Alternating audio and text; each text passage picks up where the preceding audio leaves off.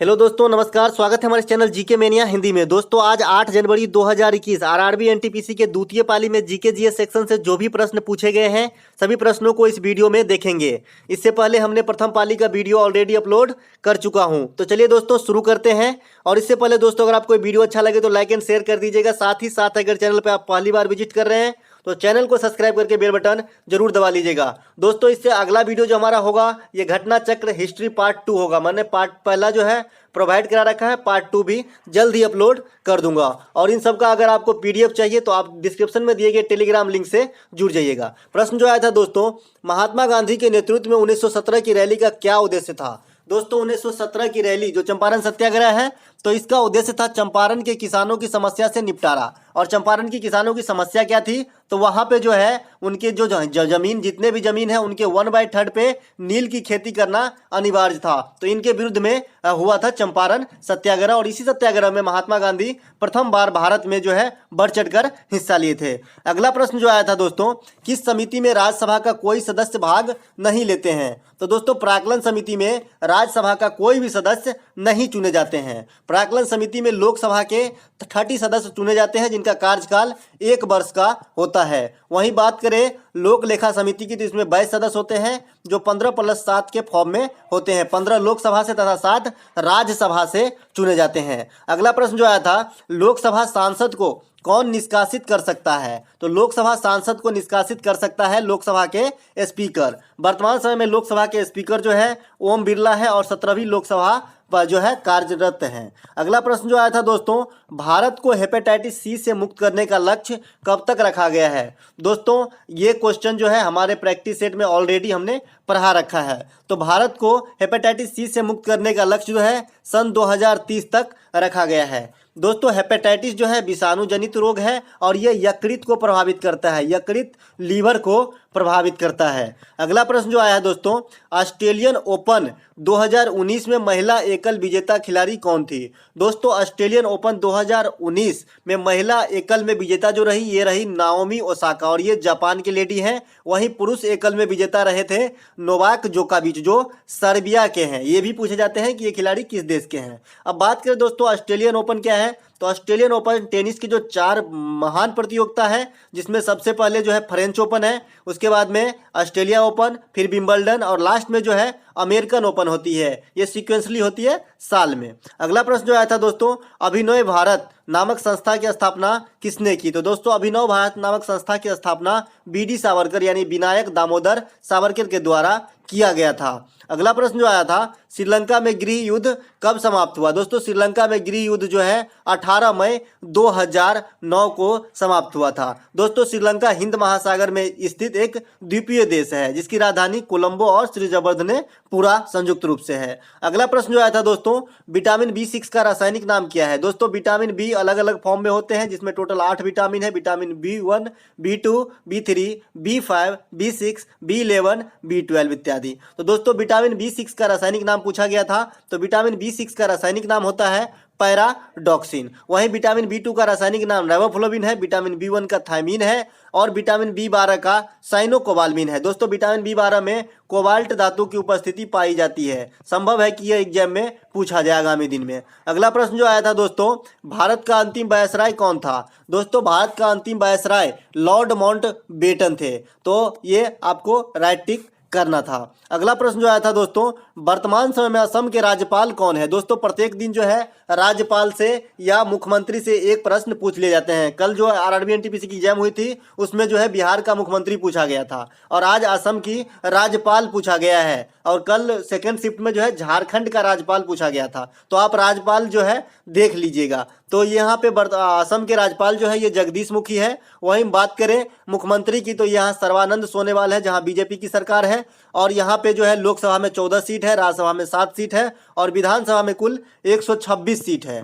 अगला प्रश्न जो आया था, राष्ट्रीय विज्ञान दिवस 2020 की थीम क्या थी। द्वितीय शिफ्ट में थीम पूछा है, वहीं प्रथम शिफ्ट में राष्ट्रीय विज्ञान दिवस कब मनाया जाता है ये पूछा गया था। तो इसका थीम था दोस्तों इस बार का वुमेन इन साइंस। और मनाया कब जाता है प्रतिवर्ष राष्ट्रीय विज्ञान दिवस 28 फरवरी को। अगला प्रश्न जो आया था दोस्तों, वर्ष 2019 का FIH player of the year का खिताब किसने जीता? तो दोस्तों ये जीता है मनप्रीत सिंह, ये भारतीय हॉकी टीम के कैप्टन भी हैं। अगला प्रश्न जो आया था दोस्तों, फिलीपींस की राजधानी कहाँ है? दोस्तों फिलीपींस की राजधानी मनीला है। ये एशियाई कंट्री है और एशियाई विकास बैंक यानी एडीबी का मुख्यालय भी फिलीपींस में ही स्थित है, माने मतलब मनीला में ही स्थित है।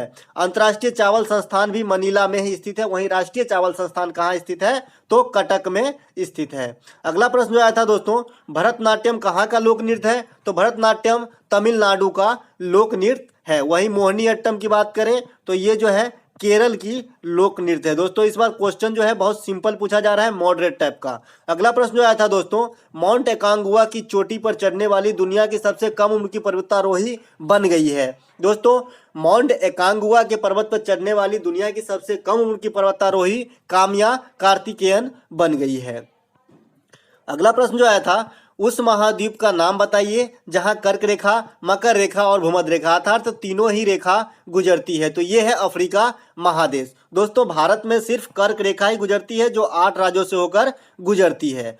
तो और इसके बारे में थोड़ा और देखते हैं। अफ्रीका महादेश जो है एशिया के बाद सबसे बड़ा महाद्वीप है और इसे अंध महाद्वीप भी कहा जाता है, अंध महाद्वीप भी कहा जाता है। अगला प्रश्न जो है दोस्तों, नर्मदा नदी का उद्गम स्थल क्या है? थोड़ा मिसप्रिंट हो गया है। तो नर्मदा नदी का उद्गम स्थल है अमरकंटक की पहाड़ियां और सोन नदी भी अमरकंटक से ही उद्गमित होती है। अगला प्रश्न जो आया था, राष्ट्रीय जन सम्मेलन नेशनल जो वाटर कॉन्फ्रेंस का आयोजन कहाँ किया गया था? नेशनल वाटर कॉन्फ्रेंस का आयोजन कहाँ किया गया था? तो ये किया गया था भोपाल में। अगला प्रश्न जो आया था, अनुच्छेद 330 में किसका वर्णन है? दोस्तों प्रथम पाली में पूछा गया था अनुच्छेद 16, वहीं द्वितीय पाली में अनुच्छेद 330। तो अनुच्छेद 330 में वर्णन है SC/ST जाति के लिए लोकसभा में सीट आरक्षित रखना, लोकसभा में अनुसूचित जाति और अनुसूचित जनजाति के लिए स्थानों का आरक्षण।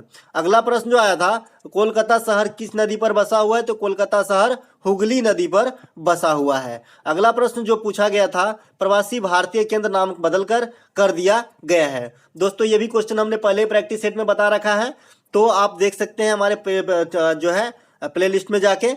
तो प्रवासी भारतीय केंद्र का नाम बदलकर सुषमा स्वराज भवन रखा गया है। इनके जो है ये स्वर्गवास हो चुके हैं, तो इनके सम्मान में इनका नाम बदला गया है, सुषमा स्वराज भवन कर दिया गया है प्रवासी भारतीय केंद्र का नाम बदलकर। अगला प्रश्न जो पूछा गया था दोस्तों, टारगेट 3 बिलियन के लेखक कौन है? बुक का नाम है तो ये है APJ अब्दुल कलाम और सृजन सिंह पाल संयुक्त रूप से।